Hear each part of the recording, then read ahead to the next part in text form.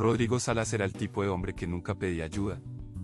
Ingeniero civil, casado 15 años, 2 hijos, una hipoteca pagada a medias y un cargo de jefe de proyectos en una constructora mediana de Guadalajara.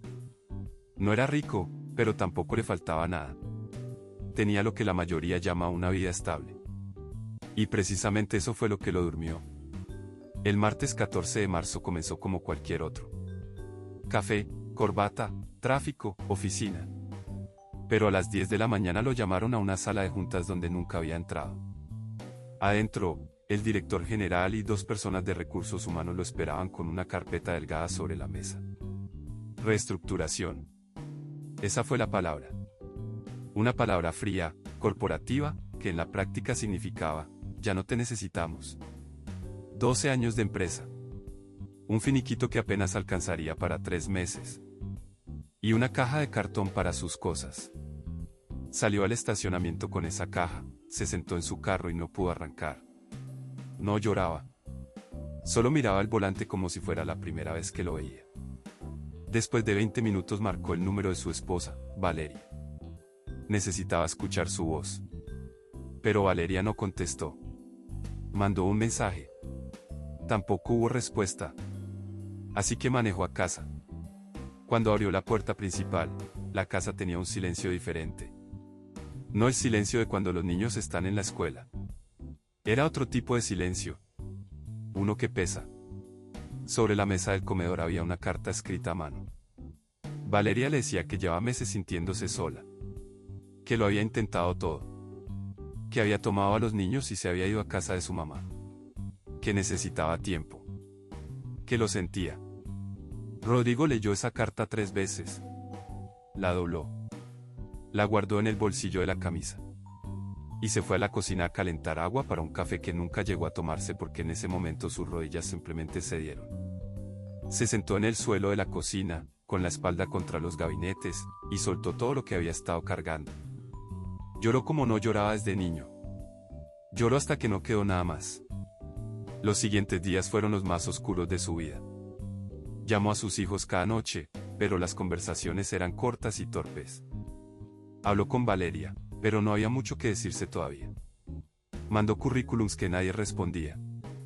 Gastó más de lo que debía en cosas que no necesitaba, solo para sentir que aún tenía control sobre algo. Y una noche, casi sin darse cuenta, se encontró sentado en el borde de la cama mirando el techo y pensando cosas que lo asustaron. Fue ese miedo el que lo salvó. El miedo a sus propios pensamientos lo obligó a llamar a su hermano menor, Marco, que vivía en Monterrey. Le dijo la verdad. Todo. Sin filtros. Y Marco no le dio consejos ni sermones. Solo le dijo, mañana te compro el boleto. Ven. Rodrigo llegó a Monterrey con una maleta mediana y el ego destrozado. Marco lo hospedó sin condiciones. Y fue ahí, durmiendo en el cuarto de herramientas convertido en cuarto de huéspedes, donde Rodrigo empezó a entender algo que nunca había querido ver, había construido su identidad entera sobre cosas que otros le podían quitar. El título, el cargo, el salario, incluso la versión del esposo y padre que creía ser. Pero ninguna de esas cosas era él.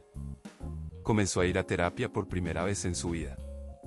Los primeros meses fueron brutales. Descubrió que llevaba décadas evitando conversaciones difíciles, incluso consigo mismo. Aprendió a escuchar. A pedir perdón sin excusas. A hablar con sus hijos de una forma que nunca había sabido. La relación con Valeria no se reconstruyó como pareja, pero sí como familia. Y eso, con el tiempo, fue suficiente. A los 8 meses de haber llegado a Monterrey sin nada, Rodrigo consiguió trabajo como supervisor en una obra pequeña. No era el cargo que tenía antes. Ganaba menos. Pero al final del primer día de trabajo se paró frente a un espejo del baño de la obra y se miró fijo. Y por primera vez en años, reconoció al hombre que veía. Hoy, 3 años después, Rodrigo tiene una empresa propia de consultoría en construcción, pequeña pero suya. Ve a sus hijos cada 2 semanas y esas visitas son las mejores horas de su vida. Duerme tranquilo. Habla distinto. Ríe diferente. No es la vida que tenía antes. Es mejor. No porque sea más cómoda, sino porque es honesta. Él dice que perderlo todo en un día fue lo más duro que le ha pasado.